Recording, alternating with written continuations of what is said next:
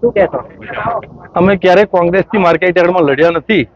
સર્વસંમતિ ખેડૂતોની પેનલ સાથે બધા જ ભેગા થઈને લડ્યા હતા અને માર્કેટ યાર્ડમાં ક્યારેય કોંગ્રેસ ભાજપની વાત અમે કરી નથી અને ખેડૂતોના હિતની જ વાત કરી છે રમેશ.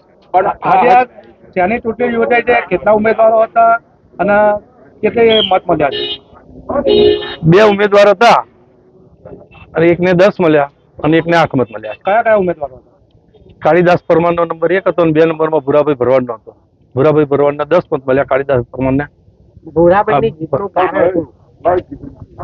આમાં કશું એવું જીતનું કારણ નહીં. બુજર્ગ હતા, બહુ વર્ષના માર્કેટ યાર્ડમાં ચૂંટાયેલા હતા, ખેડૂત પ્રતિનિધિ છે અને ઉંમરના હિસાબે લાગણીથી બધાએ મત આપ્યા હશે. પણ જો હું કહું છું કોંગ્રેસ પેનલ નથી, ભાજપની વાત મને ખબર નથી, પણ હું હંમેશ ખેડૂતોને વિચાર સાથે જ રહ્યો છું. ચૂંટણી પ્રક્રિયા કેવી રીતે થઈ? ચૂંટણી પ્રક્રિયા બિલકુલ આપણે પારદર્શક. 2 ઉમેદવારના ફોર્મ ભરાવડાયા, 2ની ચકાસણી કરી અને 2માંથી પાસ થયા. 2ના ફોર્મ એટલે 2ના 18 બેલેટ બનાવ્યા. 18 જણને વારાફરતી ઉભા કરી સહી કરીને બોક્સમાં નાખ્યા અને બોક્સમાંથી વારાફરતી મત ગણતરી કરી.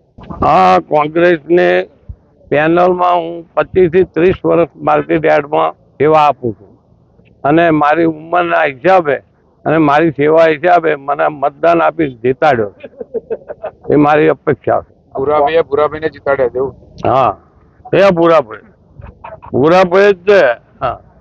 સારું ભૂરાભાઈ, તમને કોનો સપોર્ટ મળ્યો, તમે કોનો આભારી વ્યક્ત કરો? એવું મતદાનમાં ખબર ના પડે કોનો સપોર્ટ મળ્યો છે. આ તો ગુપ્તદાન કર્યું છે. પણ ભાજપે એડી ચોટીનું જોર લગાવ્યું. ના, એવું નહીં આવે એમાં. એ તો ગુપ્તદાન છે એટલે કોને મને આલ્યું કોને આલ્યું જીત બાદ તમે શું કરશો એપીએમસી માટે? હા, જીત બાદ ખેડૂતોને અને વેપારીના હિત માટેનું જે કઈ કહેશે એ હું કરવા તૈયાર છું. કયા કયા આગેવાનના આશીર્વાદ રહ્યા? હા, કયા આગેવાન તમારી સાથે રહ્યા? મારી સાથે આગેવાનો બધા છે જ ને. આ બધા માર્કેટ બધા છે.